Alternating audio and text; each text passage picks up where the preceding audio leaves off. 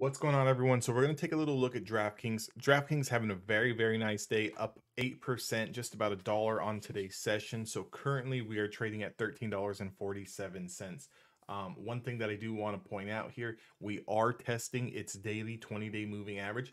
This spot, as well as the 50-day moving average, has been a troublesome spot for DraftKings for literally the past, 6, 7, 8, 9 months. Okay, every time you can see here in the 20 period moving average is the purple line you see on my screen. Every time we get into the 20-day moving average, we reclaim it and then we drop. We reclaim it, we go on a 2-day run and then we drop. We reclaim it, we go on a 3-day run and then we drop.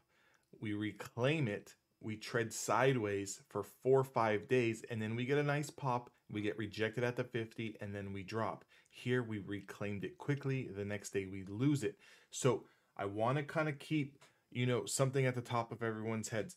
Yes, this is a very low price for DraftKings, coming off $9.77.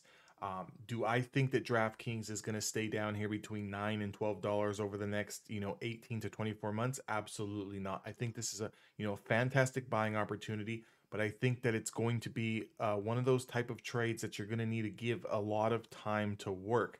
It could take 18 months, 24 months, 48 months.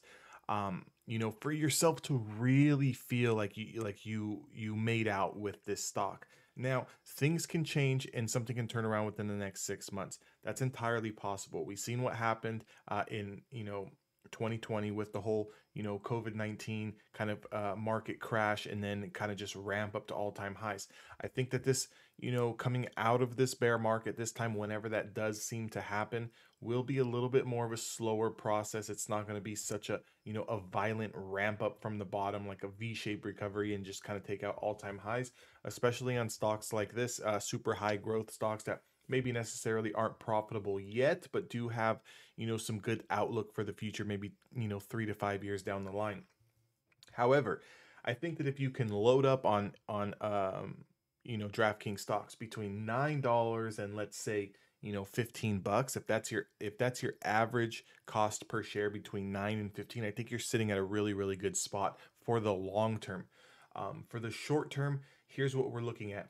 We need to get a close over the daily 20-day moving average. There is no ifs, ands, or buts about it. As soon as DraftKings can close over the 20 SMA, I think we have room to run, and we've got about another $3 worth of room to run.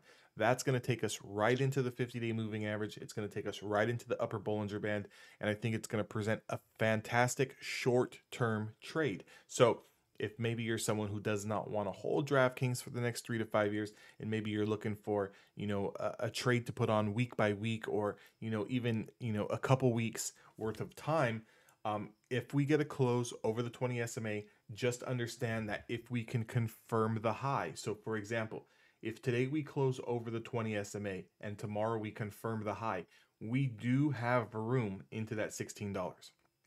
This is going to be your profit taking zone here. As you can see, rejected here at the 50, rejected here at the 50, rejected here at the 50.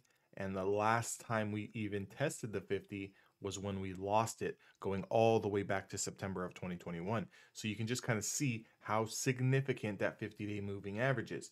So if we get over the 20 SMA, look to take profits into the 50-day moving average here.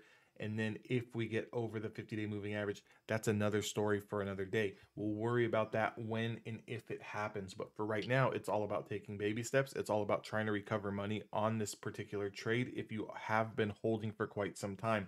So maybe your average is sitting in the 20s or in the 30s. What is a short-term kind of play that you can do to kind of recuperate some of that money that you've lost?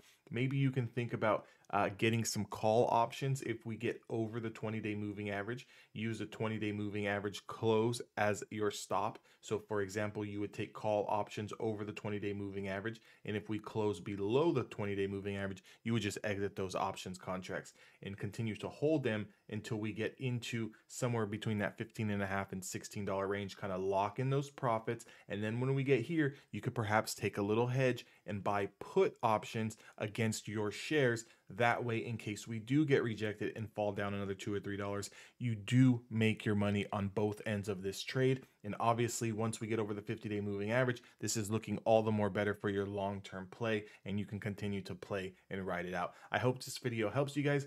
If you guys want to join my Discord, that link is down in the description box below. If you guys are interested in learning how to day trade, definitely check out my website, evolutiontraders.com, become a lifetime member, and we can get you guys started. With that being said, make sure to give me a thumbs up and subscribe to the YouTube, and I'll see you guys on the next video.